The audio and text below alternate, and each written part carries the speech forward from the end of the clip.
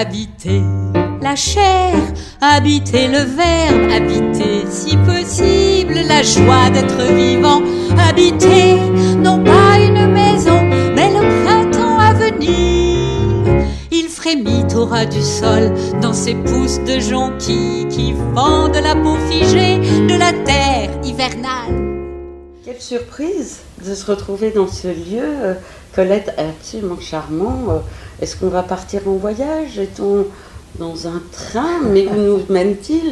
Et puis ce lieu si proche du Louvre, c'est un plaisir. J'ai été contente quand j'ai trouvé cet appartement, d'abord parce qu'il ressemblait, je dirais pas à rien, mais il n'y avait pas une petite entrée, il n'y avait rien du tout, même la cuisine n'avait pas de porte, donc on peut se mettre partout. Et puis en effet, j'ai l'impression de me balader un peu, de partir, et autour c'est pas désagréable, entre le Pont-Neuf et nous, c'est vraiment une chance, je suis contente. Et puis, dans un quartier, il y a beaucoup de monde, on peut parler, il y a des cafés, voilà. Donc je crois que je vais rester quelques temps ici. Écoute, en plus de voir tous ces chevalets, ce lieu où on voit bien que tu vis vraiment avec tout ce que tu aimes, la peinture, je crois que tu as des élèves parfois. Oui, j'ai des élèves, oui. Puisqu'il y a tous ces chevalets, enfin c'est le bonheur. Oui, pour une artiste, j'imagine. C'est une bonne chose qui me convient, tu vois. Je suis dans un endroit qui me plaît, et mes élèves sont des gens plutôt charmants. Et je peux peindre assez longtemps puisqu'il y a du jour des deux côtés. Voilà. Oui. Alors, écoute, c'est bien. C'est plutôt un atelier dans lequel j'ai une chambre pour dormir, tu vois. C'est ça. C'était le rêve de quelqu'un que j'ai bien connu, qui était ma mère, et qui était peintre aussi, mais qui n'a pas pu avoir ce bonheur-là de vivre parmi ces toiles toute la journée sans interrompre. Pour les enfants, pour la famille, pour la vie bourgeoise malgré tout, des repas à l'heure. Voilà, donc j'imagine combien c'est satisfaisant. C'est-à-dire que pendant à peu près 30 ans, j'étais avec les enfants, effectivement, j'avais plutôt un atelier dans l'appartement, tu vois. Voilà, maintenant c'est un peu le contraire, puis ils sont grands, ça c'est bien. Et ils ne m'en veulent pas. Voilà, non parce que tu sais, c'était l'époque où on avait encore un peu mauvaise conscience. Autour de moi, les filles qui avaient préparé les arts déco au premier enfant, elles avaient des devoirs maternels. Et je me suis dit, on doit pouvoir faire les deux, pouvoir essayer. Voilà, et je suis tombée sur un homme compréhensif parce que avoir une femme peinte, maintenant ça paraît ridicule, vraiment. Et dans les galeries, on ne voulait pas de femmes non plus, on a refusé au beaucoup. Je me souviens dans les années 60. Une belle galerie et qui m'a dit: mademoiselle, vous êtes charmante, mais vous ne me voyez pas exposer une femme, personne ne m'achètera. Alors mariez-vous, m'a-t-il dit, à un homme aisé qui vous aidera. Je m'en souviens encore. Et vous exposera, bien sûr. Voilà. Écoute, c'est extraordinaire de rappeler quand même qu'il n'y a pas si longtemps. Ah non, il n'y a pas longtemps, il ne faut pas que ça recommence. Vraiment, dans les salons, j'étais acceptée à un salon où il y avait des gens maintenant un peu plus connus, etc. Et on était deux sur, mettons, 40 bonhommes. Hein. Ah oui. Et chez André Lotte, pareil, une américaine, parce que les américaines un peu plus évoluées. Et puis moi, et André Lotte un jour m'a dit, jeune homme, parce qu'il ne voyait pas, il corrigeait, j'étais là, il m'a dit, jeune homme, vous travaillez très bien. Alors tout le monde, hein, il s'est retourné, il m'a vu, il m'a dit, oui, c'est une femme, mais elle a un cerveau d'homme. Oh. J'étais vexée, tout le monde trouvait que c'était un compliment. Mais je comprends, mais c'est scandaleux. Heureusement même, qu'on a un peu avancé, mais on a encore du chemin à faire. Encore du chemin dans, je dirais pas la notoriété, mais le fait qu'une galerie expose une femme et on soit fier. Bien sûr, il y a eu Yara da Silva, il n'y a pas tellement finalement. Mais ça va, Annette Messager, tout ça, ça crée des noms. Et puis, puis les femmes ont changé. Hein. Sans doute, oui. Voilà. Sans doute. Elles changent encore. Et nous, psychanalystes, nous avons l'occasion de les entendre justement dans l'intime et de voir aussi les écarts de génération, ce qu'elles ont encore acquis. Mais bon, il faut toujours les mères comptent aussi. Oui. Les mères. Il y a des mères qui encouragent leurs filles. Ça aussi, c'est relativement assez nouveau. Moi, ça avait été le cas, mais je voyais des parents qui... une fois que tu as fini les arts déco, tu pourrais être professeur, mais peintre... Alors les arts déco, ça me fait plaisir, encore une proximité dans ce quartier. Ma mère a fait les arts déco aussi. Pour une fois, on peut aussi parler de ça, des choses plus Alors, personnelles. Ma mère a fait les arts déco, elle est rentrée à l'âge de 15 ans. C'était une exception. Oh oui. Non, moi j'ai préparé dans des ateliers préparatoires que j'aimais beaucoup, à la Grande Chaumière, tout ça. Et j'ai pas voulu entrer en me disant je ne veux pas être professeur, je ne veux pas d'une école, je me débrouillerai toute seule. Mais heureusement, j'étais allée chez Lotte quand même. C'est parce que, si tu veux, je ne sais pas pourquoi. C'est comme ça. Mais enfin, ce qui est agréable dans une vie de peintre, c'est qu'il y a des tableaux en principe. Absolument. Et ici, justement, il y a des tableaux. Et donc, quand même, j'aime bien entendre d'où ça vient, comment ça a commencé. Donc, je comprends que toi, tu as toujours été dans la peinture. Bon, vers 14-15 ans, et surtout la proximité de la campagne, j'ai voulu être écrivain je voulais être écrivain pour rendre justice, tu vois. Bon, un peu, je sais pas, disons, à cause de la guerre. Et puis j'ai vu des tableaux de Cézanne, et puis maman m'a offert des livres d'art. Je me suis dit, c'est pas mal non plus. Tu sais, il y avait ce tourment à 17 ans. Serais-je peintre ou écrivain? Tu sais, on est sérieux à cet âge-là. Et alors, dès que j'ai commencé à peindre, bon, tout le monde écrit un peu, hein, mais dès que j'ai commencé à peindre, ben, c'était ça ou pas, parce qu'on ne peut pas le faire.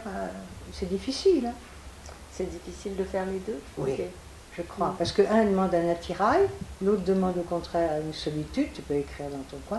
Alors j'écris comme beaucoup de gens, tu sais, des choses comme ça. Non, mais c'est un métier assez formidable parce qu'il a un côté manuel. Oui, et de manutention même, à certains moments. Ah oui, comment les copines qui viennent ou qui viennent pas m'aider à emporter les tableaux, voilà. La galerie qui dit je peux pas aujourd'hui vous apporter les choses, non. Et même quand tu vas à l'étranger, il faut... Non, enfin, oui, plus les odeurs de térébenthine. Oui, mais alors j'ai appris il y a quelques années que ce n'était pas du tout mauvais comme on pensait pour les poumons. Ah oui, tant mieux, tu m'as dit ça, c'est pas mauvais, je te l'ai dit, voilà, parce qu'on a toujours peur un peu que... Mais une chose qui m'a frappée parmi les élèves que j'ai eus et qui étaient doués, ou même les femmes qui voulaient être peintres, c'est le côté propre qui empêchait de peindre. Alors je disais, ben vous avez faites quelque chose chez vous, rapportez-le. Oh non, non, enfin pour les femmes, oh non, chez moi il y a une moquette, tout ça. Je dis, mais mettez un plastique sur la moquette. Le côté, on leur a tellement dit qu'il fallait qu'elle soit propre et que ça soit... Et ça empêche beaucoup. Ça inhibe, oui. Voilà, on dit, oh, ben, je vais faire de l'aquarelle. Ah oui, c'est ça. Enfin, écoute, on se débrouille bien. Mais c'était plus dur, c'est tout. Plus dur que pour les hommes. Mais tu as traversé tout ça avec... Oui. Et puis, persévérance. Oui, puis j'ai épousé un étranger, j'ai épousé un Hongrois, qui est juste au moment de la Révolution, qui contre les chars russes, il était parti, il est arrivé ici, et ils l'ont tout de suite aidé, et à ce moment-là on a aidé les Hongrois, parce que pour des tas de raisons politiques, et lui ne se voyait pas marier une femme qui ne travaillait pas, parce que là-bas il y avait des femmes ingénieurs, il y avait, enfin, sous l'origine communiste. Et donc il a compris, il m'a dit, ça n'a jamais posé de problème. C'est quand même bien. Oh oui, c'est une grande chance. Oui, écoute. Tu sais, on peut expliquer puis finalement. Ouais. C'est vrai que j'étais amoureuse d'un ou deux jeunes Français qui avaient l'intention qu'une fois mariés, quand même... Qui t'occupent des enfants. Bon, on va revenir justement à la peinture, et on est entouré de tes tableaux ici. Ouais. Alors on a le plaisir de les avoir en ce moment exposés au salon, et vraiment, et très sincèrement, les gens qui viennent chez moi et les patients qui l'ont vu dans mon bureau ont tous remarqué ta peinture et ont tout de suite eu une sympathie, je ne sais pas comment dire, oui, une sympathie pour ton travail qu'ils ont regardé avec attention.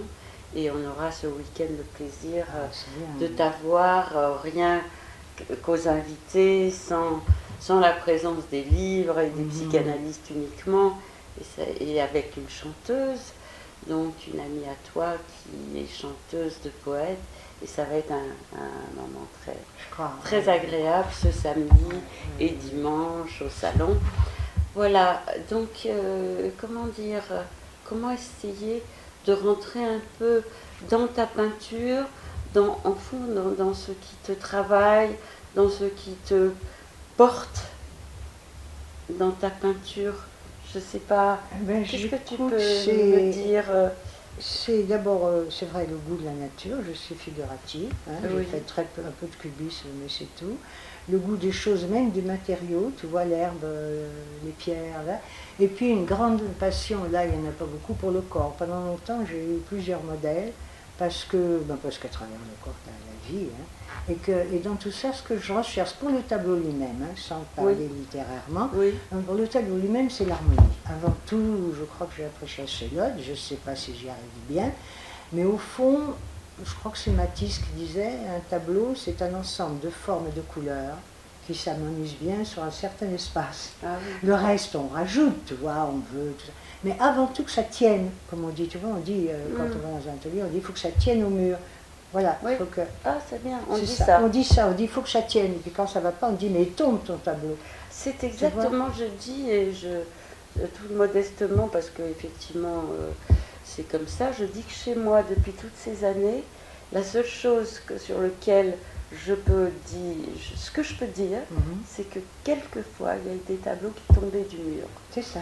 C'est ça, c'est quand, ah oui. Il faut qu'il tienne en lui-même, il est là, il a sa vérité, son espace, on peut raconter beaucoup de choses autour, mais avant tout c'est le regard, et le regard doit se saisir de l'ensemble, et il ne faut pas que ça cloche, tu vois, il m'arrive de ressortir, de refaire un morceau, parce qu'il est en trop, ou d'effacer, pour arriver à cette chose, comme dans un poème ou quelque chose, tu enlèves des mots, tu vois, voilà, alors on n'y arrive pas toujours.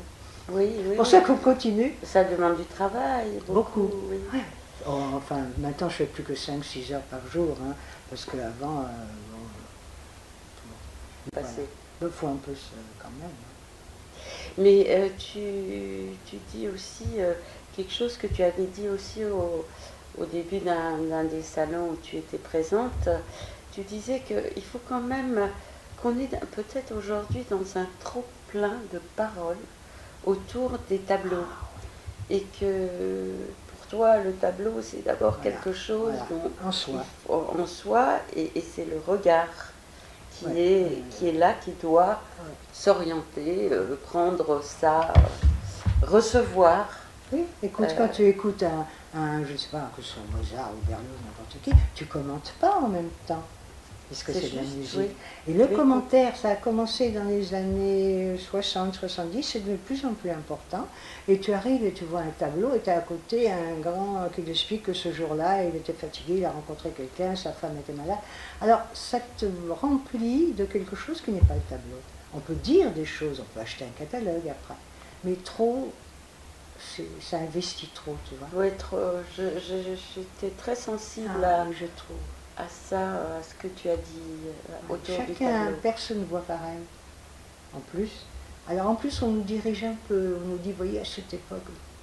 Alors à ce moment-là, on prend un bouquin, tu vois. Enfin, moi, je vois ça comme ça. Je trouve qu'il y a trop d'explications. Et des explications qui, malgré tout, te dirigent un peu. Elles te disent, à ce moment-là, il s'est épanoui et tout ça. Toi, tu préfères l'autre époque. Tu vois, c'est une époque un peu bavarde pour la peinture. À tous les niveaux, si on peut dire. Ouais. Mais alors, tu as commencé à parler de la manière dont tu étais portée dans la peinture, de ce que tu cherchais d'une certaine manière, cette harmonie. Et qu'est-ce que tu peux me dire d'autre aussi? Dans le temps, est-ce que Alors, dans le temps, il y a la pratique du métier qui aide beaucoup. Tu te lèves, tu n'as pas particulièrement envie de peindre, il ne faut pas jouer les héros, tout ça, mais tu as ta palette qui t'attend. Il y a la lumière particulière d'un matin. Tu as la chose que tu as fait la veille. Tu te dis, je vais attendre, je ne vais pas peindre tout de suite. Puis tu vois, et d'un seul coup, tu t'aperçois que tu t'es trompé sur la gauche ou qu'il y a quelque chose qui ne va pas. Et tu es tout de suite reprise par le côté, comme on dit, je dirais pas artisanal, il ne faut pas recommencer cette histoire artisanale. Mais le côté physique, pratique, manuel, où tu peux prendre ton couteau, effacer, et ça y est, tu es dedans. Tu vois, comme je vois, ma fille fait des gammes, elle est chanteuse, elle est cantatrice, elle fait pas des gammes, mais elle répète, elle fait ha ha ha ha plusieurs fois. Moi, si tu veux, je fais ça comme ça, et tu es emporté, et tu veux absolument que ce truc qui colle pas avance. Finalement, c'est tout le temps une avancée, et puis quand le tableau est fini, même si tu es content, pour l'autre, tu te dis, Waouh. Jusqu'où n'irais-je pas? Ah, oui, oui, oui. Et c'est vraiment infini, une activité. finalement. Voilà, c'est infini, c'est une activité. Hier, j'étais un peu en retard parce que dernier moment, j'ai vu que là-bas, sur le chevalet, ça n'allait pas. Bon, il faut se restreindre un peu, mais c'est ça que j'aime, si tu veux. J'ai quelque chose à faire. Mais c'est merveilleux dans ce que tu dis, c'est que tu retrouves quelque chose qui va faire le lien avec la journée précédente. Voilà. Tu ne te retrouves pas dans cette solitude au fond d'une journée qui débute. Puis en plus, je vis seule. Alors tu vois, c'est un accompagnement qui dérange personne en plus et que j'aime, c'est vrai. Le tableau, tu vois, est là. Cet après-midi, après le départ des élèves, il y a quelque chose que je vais reprendre. Ah Voilà. oui, oui, oui. Alors, Ça tu vois, doit je me être sens merveilleux. accompagnée. Ah oui, oui, Voilà. oui, Enfin, c'est des grands mots, mais c'est un peu vrai, pas seule du tout. Et tu sais, à un certain point, je ne me rends pas bien compte. Ça fait tellement partie de ça que quelquefois, je m'autorise à partir quand je vais en Italie, un peu, tu vois, quand j'y allais. Mon frère avait un appartement. Alors, on se balade un peu, mais c'est encore du travail, parce qu'il y a tellement de choses là-bas. En Italie, oui. Non, c'est un travail physique et il y a aussi eu longtemps un empêchement quand il y a une fille allemande qui s'appelle Paula Manderson-Becker qui a exposé à Paris, elle est morte maintenant, elle expose à Paris. Il y avait un empêchement, disait-elle, parce que physiquement, son entourage trouvait que c'était sale de se mettre à peindre pour une femme. Ah Et oui. c'est vrai que tu mets un grand tablier, que tu...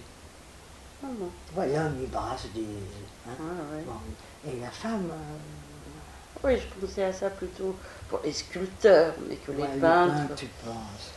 Ouais. Écoute, Toulouse-Lautrec était petit, mais dans les Oui, chemins. oui. Ouais, ça. Non, mais c'était une espèce de différence d'individu, quoi, tu vois. C'est intéressant comment tu ramènes aussi dans la peinture la question des Oui. femmes. Oui, qui était évidente, tu vois, maintenant. Bon, tant mieux. Non, c'est bien, c'est agréable, même. Ça ne pose pas de problème. Tant mieux. Hein. Et au fond, est-ce que tes tableaux ont une espèce de constance, il y a un fil permanent? Est-ce que comme d'autres, tu as l'impression d'avoir creusé dans une certaine direction? Alors, j'espère ne pas avoir un genre comme un label, tu vois, Oui. parce que c'est la peintresse qui fait que, je sais pas quoi, moi, Ou qui ressemble à, qui a voilà, et inspiré voilà. Alors, on m'a dit souvent Giorgio de Chirico, bon, ça m'a fait très plaisir, mais rien de me... Voilà, bien que ce soit quelqu'un de très bien. Non, ce qui me touche, c'est tout ce qui est terrien, tu vois, ça c'est vrai, tu vois, les petits cailloux, les machins, et les gens. Tu vois. Le corps, j'ai Oui, encore le un corps, modèle. il y a beaucoup j'ai de encore un présence. modèle, parce que Oui. vraiment, les portraits, les corps. Alors longtemps, je ne pouvais pas les montrer, tu sais, puisqu'il y avait l'art abstrait. Alors Ah oui, on c'est laissait ça. passer à la limite un chant, un machin, mais le corps, c'était pas. Puis maintenant. Ça y est, C'est ça fini. revient. Oui, Alors j'ai bien fait de ne pas mourir avant quand même. oui, je crois que tu m'as l'air bien vivant. Oui, on essaye. Hein. Oui. Oui, Colette, tu as ce goût de faire des nus, Oui. ces personnages. Dis-moi un peu comment tu travailles avec. Eh bien, c'est-à-dire qu'au début, on faisait des nus chez André Lloyd, donc c'est comme ça qu'on travaillait, parce que c'est peut-être ce qu'il y a de plus dur, mais aussi de plus... c'est assez fort.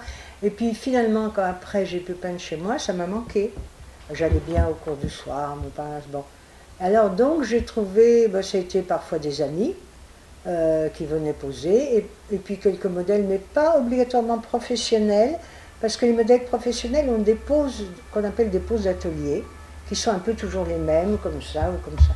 Alors que là, voilà. Alors, je trouvais très beau, par exemple, le nu dans du tissu. Comme il y en a un là-haut, elle est dans du tissu. Parce que il faut bien dire que la peau des hommes et des femmes, la peau c'est quelque chose de très beau, le muscle qui apparaît, le ventre qui est rond avec de la lumière. Par exemple, quelqu'un comme Bonnard, je ne sais pas comment il arrive à être aussi léger tout en faisant autant, quoi. Et alors après, on se rend plus tellement compte que la personne est nue, on se rend compte qu'on a un être humain devant soi. Parce que souvent on me dit, mais c'est pas gênant pour eux de poser. Écoute, non, parce que c'est pas un regard possessif, tu vois, c'est pas... Alors la seule chose qui est assez amusante, c'est que ma petite fille a posé, mais jamais nue. Ma petite fille a posé parce que, bon, elle était là, voilà. Mais le modèle, ça représente quelque chose qui nous relie, parce qu'on est quand même un petit peu, pas isolé, mais solitaire un peu, qui nous relie au mouvement de la vie. Ah oui. Que les objets existent, alors la terre aussi bien sûr, mais à Paris il n'y a pas la terre. Par exemple à la campagne, j'ai pas de nu. Il n'y a aucune personne à qui je demanderais, non pas que ça paraît très bizarre, mais je n'aurais personne. Donc eh ben, je compense, si tu veux, c'est pas pareil, mais je compense avec l'arbre qui bouge, avec la plante, le vent, tu vois. Tout ça, c'est quelque chose de, je dirais pas animal, je ne veux pas dire que nous sommes des animaux, mais tout ça, c'est quelque chose de vivant. Voilà. Oui, un rapport, tu le dis bien, à la chair. À la chair, voilà.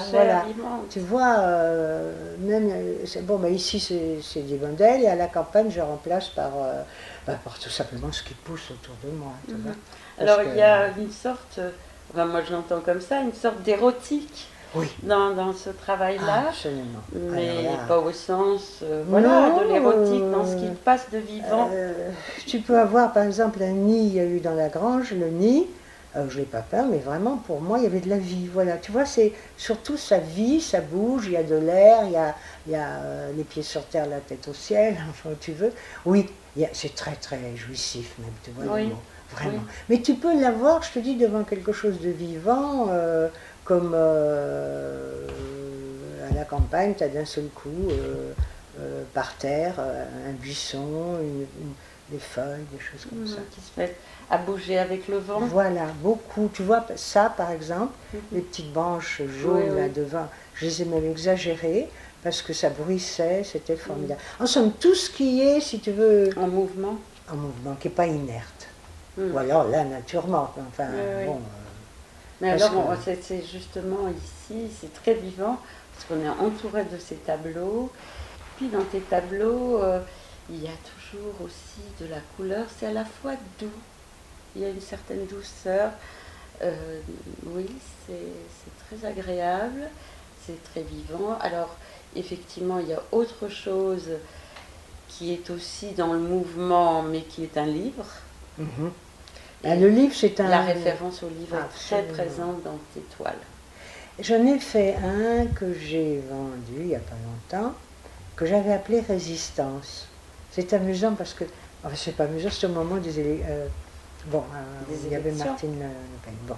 Et ce livre était tout au bout du monde, parce que je ne sais pas où c'est, isolé. Autour, il y avait des petits rochers, du sable, un peu comme celui-là, mais plus isolé. Et je l'avais appelé Résistance.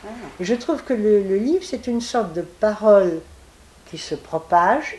Et c'est vrai qu'il y a eu des livres qui m'ont aidé à vivre, qui m'ont fait du bien, et qui sont une sorte de résistance contre l'époque, contre ce qui se passe autour de toi, contre ce qu'on veut te faire croire. Tu le trouves quelquefois plus chez un écrivain qu'autrement. Et en plus, je trouve que les endroits où on peut lire, c'est un endroit où il y a encore un peu de liberté, puisque les premières choses qu'ont fait les fascistes, c'est d'arrêter les bouquins, c'est de brûler les livres. Brûler les livres, voilà. Et comme en plus dans ce petit village pendant la guerre, l'école, la petite école avait une bibliothèque où j'ai tout lu, le seul que ma mère... Redis-nous, où étais-tu? Alors, j'étais à Saint-Gervais, dans l'Aveyron, pas très loin de Rodez. Et l'été, les enfants travaillaient à la ferme, et moi, j'allais prendre tous les livres. Et il y en a un seul que maman m'a interdit, je l'avais trouvé pas mal, il y avait comme un crabe comme ça, et ça s'appelait Mein Kampf. Parce que Mein Kampf était dans la bibliothèque. Dans la bibliothèque du village, bien que l'instituteur, maman m'a dit ça, je t'ordonne de ne pas le lire. Bon, mais donc tu vois que le livre a une importance, c'était un livre de propagande. Donc tu as des contre-livres, il y a des livres qui peuvent aider à défaire ça. Enfin, je vois ça comme ça. Quand je fais un livre, c'est que c'est un moment où, par l'intermédiaire du livre, il y a quelque chose qu'on veut dire, ou laissez-moi tranquille, ou laissez-moi vivre, ou j'ai envie de porter la poésie un peu plus loin, tu vois, quelque chose comme ça. Ça a l'air beaucoup, quand je le fais, il y a aussi la blancheur du papier, il y a aussi le format, mais il y a quand même qu'avec le livre, il y a une pensée derrière. Une pensée qui n'est pas dans le tableau, qui est dans le livre lui-même, tu vois. Sûr. Bon, c'est comme ça, tu sais, chacun sait. Oui, écoute...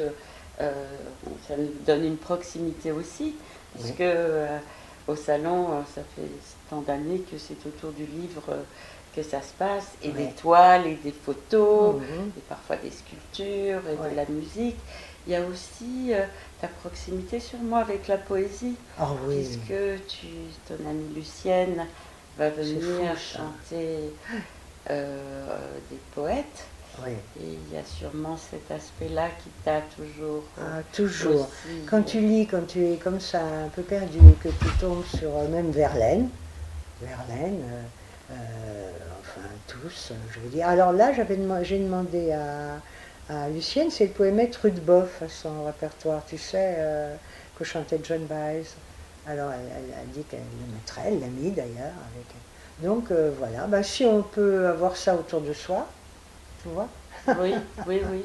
Cet Non, mais environnement-là.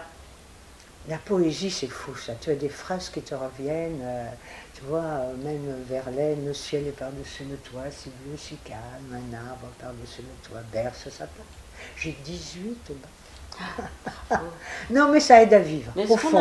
Est-ce que les enfants apprennent encore des poèmes à l'école? Alors, mon petit-fils m'a téléphoné il y a un an, l'année dernière. Il avait un poème et ma fille lui dit demande à ta grand-mère parce qu'elle le connaît. Et c'était dis qu'as-tu fait de ta jeunesse, ce même poème. Et à la fin, il m'a dit mais je crois que c'est quelqu'un de vieux ce monsieur puisqu'il dit qu'as-tu fait. Je lui ai dit oui, c'était pas tout jeune, il n'est pas tout jeune. Ah oui, et puis après, il m'a pas dit comme toi mémé, mais bon. Je lui ai dit mais tu sais, c'est un beau poème, tu peux même le relire plus tard. C'est vrai ce que ça aide, la poésie. Ah oui, oui. La musique, la poésie, les livres. On est aidé quand même. Hein. On a un bel environnement avec ça. C'est fou. C'est résistance. Ah oui, moi je trouve. Ça permet de résister. Voilà, c'est pourquoi je ne veux pas rappeler celui-là Résistance, mais je voulais l'appeler Au bout du monde ou le livre, tu vois, Sempiternel voyageur, tu vois, ou Au bout du monde. Je vais peut-être l'apporter d'ailleurs. Avec plaisir. Hein? Avec plaisir. Voilà, comme ça. Pour samedi. Voilà. Et puis on a bien de la chance de pouvoir parler de tout ça. Et le plaisir pour nous de venir te rencontrer ici, dans ton atelier. On est bien, on s'est rencontrés, on peut dire tout ça, c'est pas tout à fait, tout à fait déplaisant. Hein. Non, non, c'est un plaisir de te voir à l'œuvre. Ah oui, tu sais, je suis au fond contente, indépendamment, au fond, parce qu'on ne sait pas ce qu'on a fait. On ne sait pas si j'ai fait une bonne œuvre, on ne sait pas si tout ça, c'est pas grand-chose, on ne sait pas. L'exercice de ça est important. Oui, tu vois. Oui. Et dis-moi, où est-ce que tu as exposé? Alors, j'ai exposé, j'ai mis mon curriculum vitae sur le livre chez toi, mais je peux t'en redonner un autre. Moi je vais voir tout ça. Alors, j'ai commencé, la première exposition importante a été rue de Bourgogne, ça s'appelait, c'est une galerie rue de Bourgogne. J'habitais là-bas au début. Rue de Bourgogne, une très belle galerie. Et puis c'était en mai 68, un jeune homme est venu avec des lettres françaises pour faire un article. Elle a fermé 3 jours après à cause de la révolution de 68. Oh. Bon, ça fait rien. Après, j'ai continué. J'ai exposé dans un certain nombre de galeries. Une galerie rue de Seine chez Mira Jacob, qui était une très bonne galériste, rue de Seine. Et j'ai eu aussi une chance qui était bien, c'est que Jacques Lang, à un certain moment avec Mitterrand, ont décidé qu'une fois sur 3, au lieu d'aller offrir à comment on pourrait dire, des présidents étrangers, une porcelaine de Sèvres et tout, ça serait un artiste contemporain. Et alors, la galerie a présenté et ils m'ont acheté un pastel qu'ils ont offert à Karamanlis. Donc j'ai un petit pastel en grec, voilà, en Grèce. J'avais peur que ce soit disons rien. J'avais peur que ce soit, bon, alors c'était ça. Et puis alors après, j'ai exposé en France, un peu partout en province. J'ai exposé en Espagne, à Cordoue. J'ai exposé aussi, oui, à Cordoue, j'ai exposé. J'ai exposé en Allemagne, à Brême. Et puis pas mal en France aussi, à Paris, à Levallois, dans une galerie qui m'a gardé 20 ans. Et puis en Allemagne, à Berlin, 2 fois de suite, en 2013 et 2014. La galerie a fermé. J'ai exposé la dernière fois dans une galerie rue Mazarine. Ah oui. Voilà. Voilà. Dans des beaux lieux. Quelle galerie, rue Mazarine? La galerie Coutron, rue Mazarine, tout de suite là, rue Mazarine. Ah oui. Et puis alors, je vais exposer bientôt, au mois d'août, à la mairie du village. Le maire m'a demandé et ma fille chantera. Oh, merveilleux, mais c'est où ton village? C'est en Ardèche, à côté de Valence, enfin, c'est à côté de 40 km de Valence. Oh, ça doit être merveilleux. Voilà, au sud de Valence. C'est dommage qu'on ne puisse pas être partout. Hein. Ah oui, parce que vous êtes volontiers invités le 5 août, comme ils ne pouvaient pas te faire vernissage, parce qu'ils ne le font pas pour les peintres. Alors j'ai la salle, tu sais, la salle des fêtes, enfin la salle polyvalente. Et ma fille viendra chanter avec un ténor et puis son piano. Elle viendra chanter des airs, aussi bien Offenbach, parce qu'elle aime beaucoup, que Verdi, Mozart. Et elle chante où Alors, elle a longtemps chanté au théâtre Essayons, tu sais, Ah à oui. Beaubourg, longtemps. Oui. Elle chante tous les ans au Festival d'Avignon. Elle a chanté pendant presque 2 ans un petit théâtre qui est tout près, dans la rue Dauphine, qui s'appelle la Tour de Nesle. Elle a bien chanté. Et là, elle donne un concert le 21 juin dans une grande salle de concert avec le chanteur et avec. Ils sont bien tous les trois. Ils forment un Ah oui, avec plaisir. C'est la fête de la musique. C'est peut-être le 21 juin. Je ne sais pas. Je te le redirai. Je ne suis pas sûre. Mais vraiment, en plus, c'est un poème parce que c'est le mari de la pianiste. Elle l'a aidé à développer sa voix. Et voilà. Mais elle, c'est son métier, si tu veux. Ouais, écoute, entre une mère peintre, une fille chanteuse, quel bonheur. Mon fils est juriste. Oh, enfin, il en faut aussi. Ben oui. Ça ne l'empêche pas peut-être d'aimer la poésie, la musique. Oui, bien sûr. Et puis écoute, quand même, quand on a cette chance d'être dans un pays où d'abord on est libre, ça compte, et ensuite il y a quand même de la culture. Hein. Oui, bien sûr. Et puis des gens comme vous, qui me demandaient des choses. Écoute, alors on va attendre samedi pour prolonger avec les poèmes. Oui, très bien. Avec les poèmes et le plaisir de t'avoir tout un week-end. Très bien. On pourra continuer à parler, discuter et se C'est bien d'ailleurs, c'est vraiment bien de faire ça. Et puis tous ces gens que j'ai vus, parce que j'ai vu aussi bien Madame Assoun que d'autres avant, et le garçon qui a apporté son livre sur le banquet. Ah oui, le banquet, bien, ça. oui, il est formidable. Et il a très bien défendu son livre. Parce que oui, pas facile. Hein, non, c'est pas facile. Oui, bah écoute, j'espère lui aussi. On va le revoir. Je crois qu'il expose parce qu'il est peintre aussi. Oui, mais je sais il pas expose où... avant, il m'a dit, à partir de juillet, dans une... Oui, avance. Ah bah, très bien. Et alors moi j'expose chez Madame Delia Cohen. Merci beaucoup, Colette. À très bientôt.